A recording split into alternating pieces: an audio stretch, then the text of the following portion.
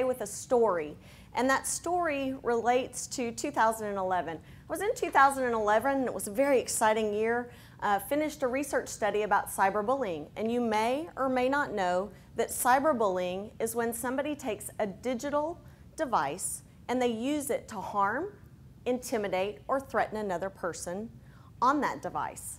And so I'd been doing this study, and it led me into different speaking engagements. And those engagements range from Boy Scout troops, Girl Scout troops, to conferences.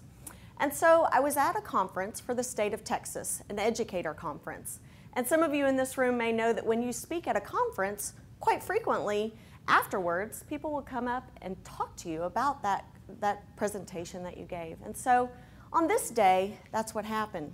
And I was there with a few other people, and there was a particular woman, and she seemed to linger later than everybody else. And at the very end, it was just the two of us. And she looked at me, and she said, "I cannot thank you enough." And between the G and the H, she began to have emotion that only you can have if you've been impacted negatively by the digital environment. So this parent went on to tell me that her daughter was in high school. She was a teen, kind of your normal teen. She was a part of the drill team. She was popular. She had friends she was hanging out with. And she had a boyfriend. So this boyfriend and her had been going out. And unbeknownst to her mother, there was one click that happened. And that click was that she took a nude photo of herself from the waist up and sent it to him. Now, remember, Mom and Dad didn't know about this for months until she broke up with him. And on that day, the second click changed everybody's life. Because that second click, this boy who was hurt because of a teenage relationship sent it to every single contact in his smartphone. So here she was at a public high school, a big public high school, not a little one. She couldn't go to school. She went from an outgoing girl to somebody who wasn't getting out of bed, a recluse.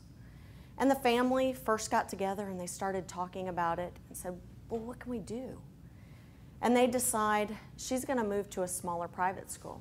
Well, remember, our world, because of digital communication, is connected. There were the ones that were on the dance team together, that they had been in outside dance for years.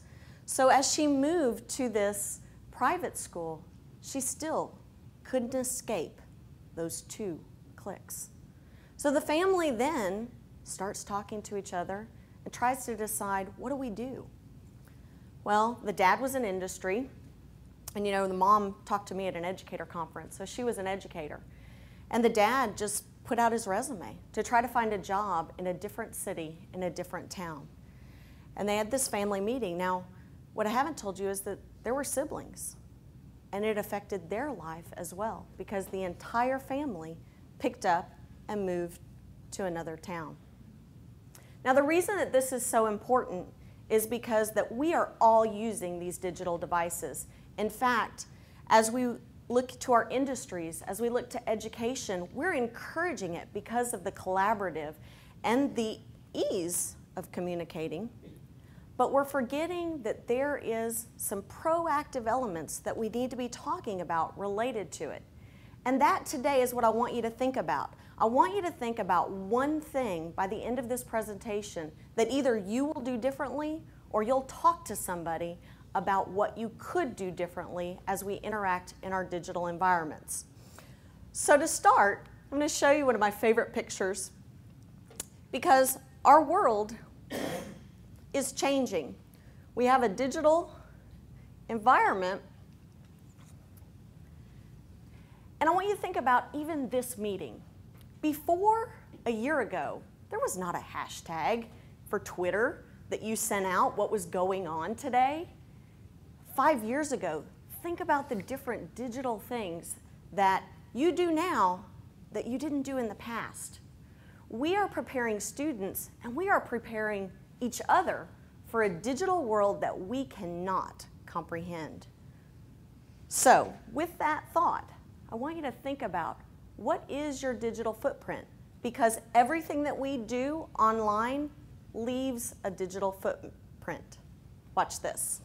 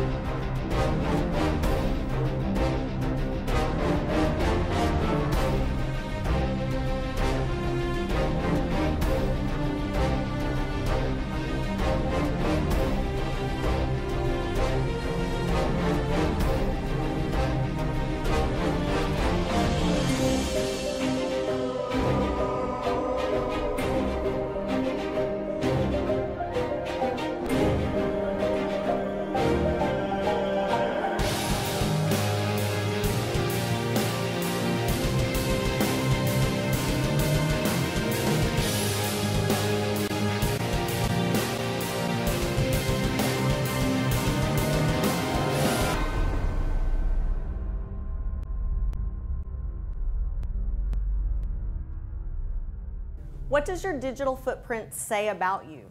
Does your digital footprint look like your real life footprint? Are the places that you go digitally the same places and the same things that you uphold as you walk through your daily life? This is ever increasingly important as we have students that from before they were born, they had a sonogram and it was coded with digital code. And then everyone sent pictures of that sonogram. When they were born, they sent text. Your digital dossier grows every day exponentially, and it's so important that you remember that everything that you do digitally has a footprint. The second thing is digital information, once you send it, you've lost control over it.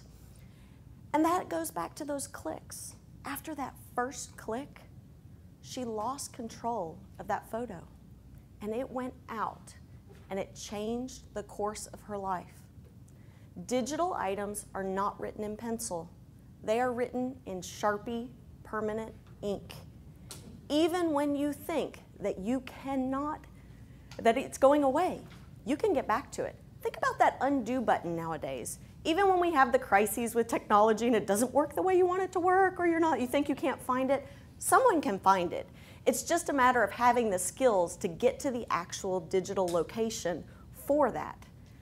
And so remember that digital information you can no longer control.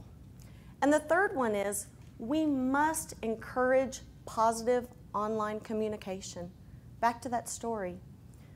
You know, I had been talking about cyberbullying, and that day my world changed.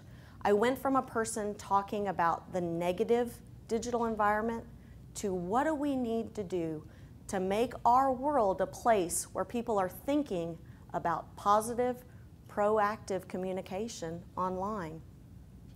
And so, with those clicks of a button, it can change the course of your life.